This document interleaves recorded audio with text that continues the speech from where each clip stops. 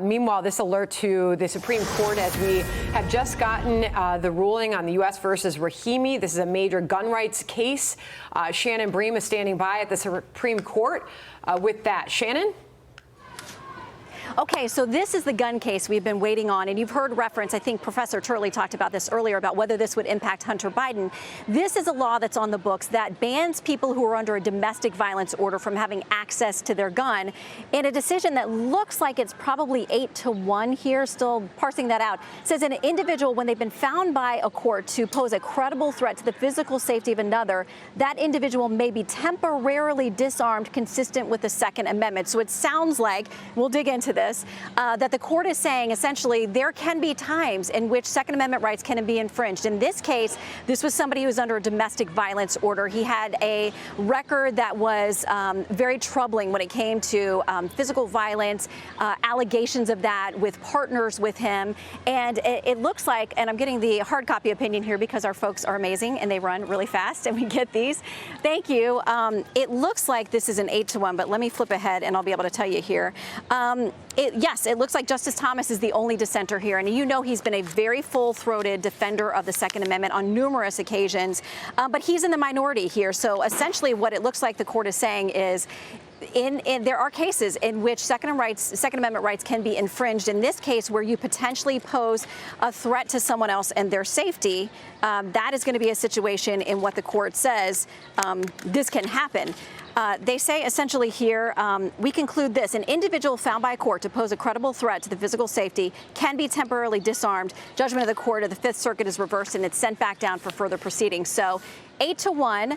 That's the decision. As you know, Hunter Biden has been, just convicted on federal gun charges. And the argument had been, well, in his case, it was somebody the law says if you are addicted to an illegal substance and you lie on a form, is that a reason to pursue you with federal criminal charges? And in the losing opinion for Justice Thomas, like I said, the loudest Second Amendment advocate here, 8-1, the court is saying that jurisdictions can keep people from their guns in situations where other people's safety is at threat. I want to get more reaction. Shannon, if you could stand by with us as we do await possibly more rulings at this hour. Jonathan Turley, to you first on this. The U.S. Supreme Court has ruled in favor, as we've been awaiting this case to come down, of the Biden administration defending the federal gun ban for domestic abusers. How big is this? And does this change things with the involvement of Hunter Biden's case? It does. This is a dropped Hail Mary throw for Hunter Biden.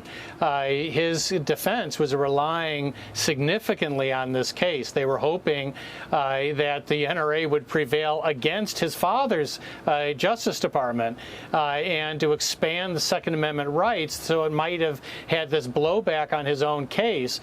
I always question that, by the way, because Hunter Biden was convicted for lying on a gun form.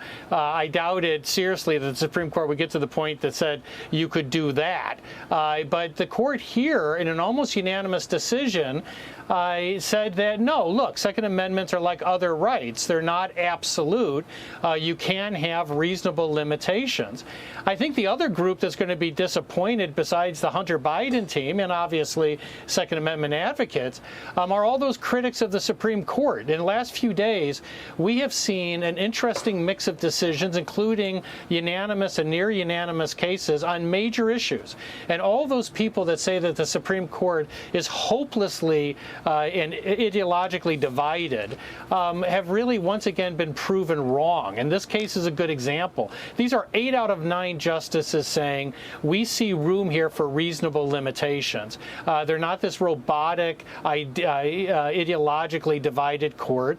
They came out with a reasoned opinion. Now, many will disagree with it, but it shows that this court is much different than what you read about in the mainstream press. I want to go back to Shannon because, Shannon, this was sort of forecast to come down in this way, and it happens in this case to kind of be in line with the public opinion surrounding it. That's not always the case with Supreme Court decisions, but there is a dissent. So what does the dissent say? So Justice Thomas dissenting here, and keep in mind the most recent gun-related jurisprudence from the court talks about the fact that you have to look at historical precedent for any kind of impingement on the Second Amendment. Here's what he says. The question in this case is whether the government can strip the Second Amendment right of anyone subject to a protective order, even if he has never been accused or convicted of a crime. Justice Thomas says it cannot. It says the court and the government do not point to a single historical law revoking a citizen's Second Amendment right based on possible interpersonal violence. He says the government hasn't borne its burden. So he says if you're subject to a protective order, it's not enough. He says this guy hasn't been convicted of a crime. So in his estimation, under the Second Amendment, this shouldn't survive. But again, he's the lone voice here dissenting against what the 8-to-1 majority feel like was the proper upholding of this statutory measure, saying if you're subjecting potentially someone else to harm, there can be a temporary, and they use that word temporary, impingement on your Second Amendment rights. And this is the last one of the day. I'm Steve Ducey. I'm Brian Kilmeade. And I'm Ainsley Earhart. And click here to subscribe to the Fox News YouTube page to catch our hottest interviews and most compelling analysis.